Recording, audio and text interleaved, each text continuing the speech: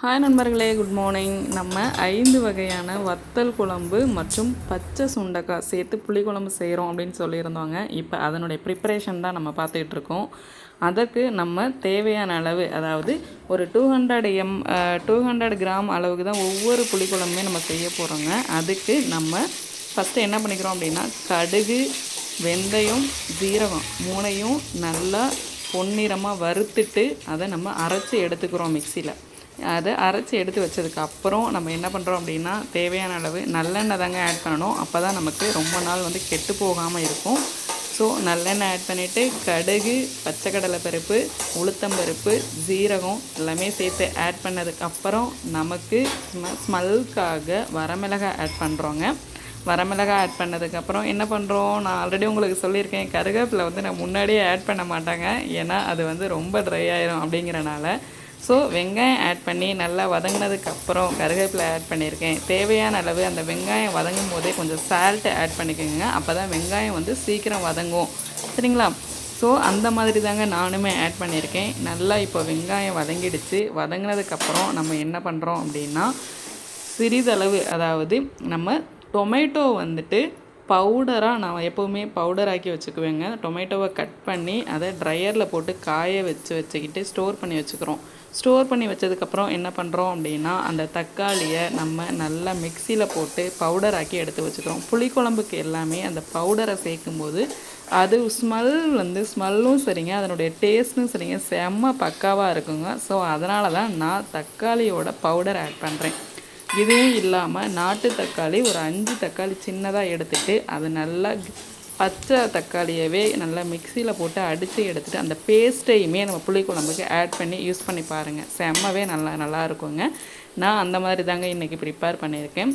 இங்கே பாருங்கள், அடித்து வச்சிருந்து தக்காளி சாஸ் இப்போ எடுத்துக்கிறோங்க.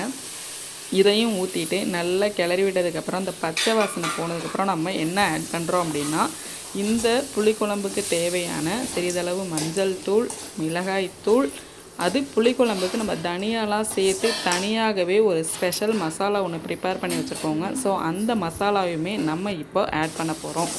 ஆட் பண்ணினதுக்கப்புறம் நல்லா அந்த பச்சை வாசனை போகிறதுக்கு வதக்கிடுங்க. வதக்கினதுக்கப்புறம் நமக்கு தேவையான, அதாவது ஒரு 150 கிராம் புளி எடுத்து வச்சுருக்கேன். இப்போ புளி நமக்கு நியூவாக கிடைக்கிற சீசனுங்க. ஸோ நான் நல்ல புது புளி தாங்க எடுத்து வச்சுருக்கிறேன்.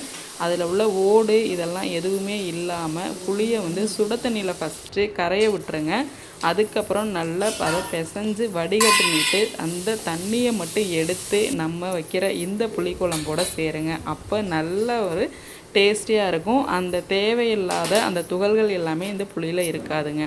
இதுக்கப்புறம் நம்ம என்ன பண்ணுறோம் அப்படின்னா, நல்லா கொஞ்சம் நேரம் கொதிக்க விடுங்க. கொதிக்க விட்டதுக்கப்புறம் அது அந்த கிரேவி மாதிரி அந்த புளிக்குழம்பு வருங்க. ஸோ அந்த கிரேவி மாதிரி அந்த இதில் அந்த ஸ்டேஜில் என்ன பண்ணுறோம் அப்படின்னா, நம்ம அந்த காரத்தை குறைக்கணும், டேஸ்ட்டை கூட்டி கொடுக்கணும். அப்படிங்கிறதுக்காக நம்ம என்ன ஆட் பண்ண போகிறோம் அப்படின்னா, ஒரு ஸ்பெஷல் மசாலா தாங்க. அதான் நம்ம ஆல்ரெடி அரைச்சி வச்சுருந்தோம் இல்லைங்களா, வெந்தயம், கடுகு, ஜீரகம், இது 3ஐயுமே நம்ம பவுடர் ஆக்கி வச்சுருக்கோம் பாருங்கள். அதை இப்போ ஆட் பண்ணிக்கிறோங்க.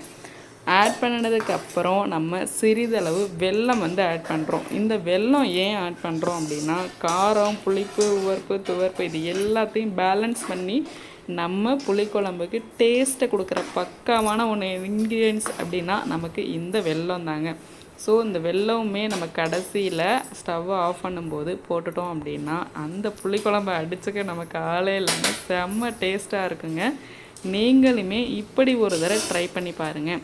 இப்போ நமக்கு தேவையான புளிக்குழம்பு ரெடி ஆயிடுச்சுங்க. நல்லா கொஞ்சம் நேரம் கொதிக்க விட்டு எடுத்துட்டோம் பார்த்திங்களா. இப்போ எடுக்க போகிற ஸ்டேஜில் ஆஃப் பண்ணிவிட்டு அந்த 5 வகையான குழம்பு சொல்லியிருந்தோம் இல்லைங்களா, என்னென்ன. ஃபஸ்ட்டு ஒன் என்ன அப்படின்னா சுண்டை வத்தல், செகண்ட் ஒன் பச்சை சுண்டைக்காய், தேர்டு ஒன் மணத்தக்காளி வத்தல், ஃபோர்த்து ஒன் பூண்டு குழம்புங்க. அதுக்காக பூண்டுமே ரெடி பண்ணி வச்சுருக்கோம். ஃபிஃப்த்து ஒன் என்ன அப்படின்னா லாஸ்ட்டு வெண்டைக்காய் வத்தல் குழம்பு தாங்க. இந்த 5 வத்தலையுமே நம்ம என்ன பண்ணுறோம் அப்படின்னா, எண்ணெயில் போட்டு ஃபஸ்ட்டு ஃப்ரை பண்ணி எடுத்துக்கிறோங்க. தனித்தனியாக ஃப்ரை பண்ணி எடுத்து வச்சுக்கிட்டதுக்கு அப்புறம் நம்ம என்ன பண்ணுறோம் அப்படின்னா, இங்கே பாருங்கள், இதுதாங்க நமக்கு மணத்தக்காளி வத்தல் எப்படி வெடிக்குதுன்னு பாருங்களேன். அப்படியே பட்ட பட்ட பட்டன்னு வெடிக்குது.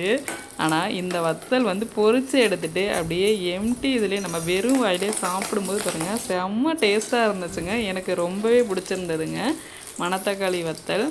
இந்த மாதிரி 5 வெரைட்டியுமே நம்ம ஃபஸ்ட்டு என்ன பண்ணுறோம் அப்படின்னா வறுத்து எடுத்து வச்சுக்கிறோங்க. இது சுண்டை வத்தலுங்க. இது நம்ம வீட்டிலையே போட்டு வச்சுருந்தது தான். மோரில் ஊற வச்சுட்டு அதுக்கப்புறம் அதை எடுத்து நம்ம பாட்டிலில் ஸ்டோர் பண்ணிட்டோம் அப்படின்னா நம்மளுக்கு ரொம்ப நாள் தாங்குங்க, சால்ட் ஆட் பண்ணி. ஸோ இந்த சுண்டை வத்தல் நம்ம வீட்டில் ப்ரிப்பேர் பண்ணினது. பூண்டு வந்து நம்ம வறுத்து எடுத்து வச்சுருக்குறோங்க. அதே மாதிரி இப்போது இந்த 5 வகையுமே நமக்கு ரெடி ஆகிடுச்சு.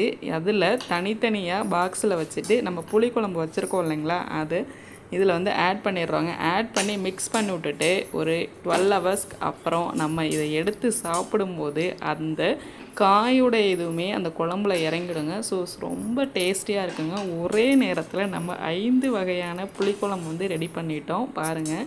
நீங்கள் இதே மாதிரி ட்ரை பண்ணி பாட்டிலில் ஸ்டோர் பண்ணி வச்சுக்கோங்க. ரொம்பவுமே வந்து நமக்கு யூஸ்ஃபுல்லாக இருக்குங்க.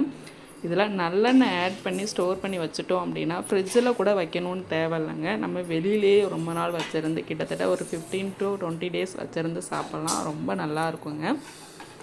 நீங்களும் ஒரு தடவை வீட்டில் ட்ரை பண்ணி பாருங்கள். இங்கே பாருங்கள், பச்சை சுண்டைக்காய் தாங்க. அதாவது நம்ம வத்தல் குழம்பை விட இந்த பச்சை சுண்டைக்காய் சாப்பிட்டு பாருங்கள், இன்னுமே ரொம்ப டேஸ்டியாக இருக்குங்க. எனக்கு வந்து பச்சை சுண்டைக்காய் தாங்க ரொம்ப பிடிக்கும். ஸோ நான் வீட்லேயுமே அடிக்கடி இந்த சுண்டைக்காயை வந்து ட்ரை பண்ணுவேங்க புளிக்குழம்பு வச்சு சாப்பிட்றதுக்கு. சரிங்களா? இது மாதிரி நீங்களும் ட்ரை பண்ணி பார்த்துட்டு எப்படி இருக்குது அப்படின்னு சொல்லுங்கள். நமக்கு நேரத்தை மிச்சப்படுத்த உதவுங்க ஒரே நேரத்தில் இப்படி செய்யும்போது.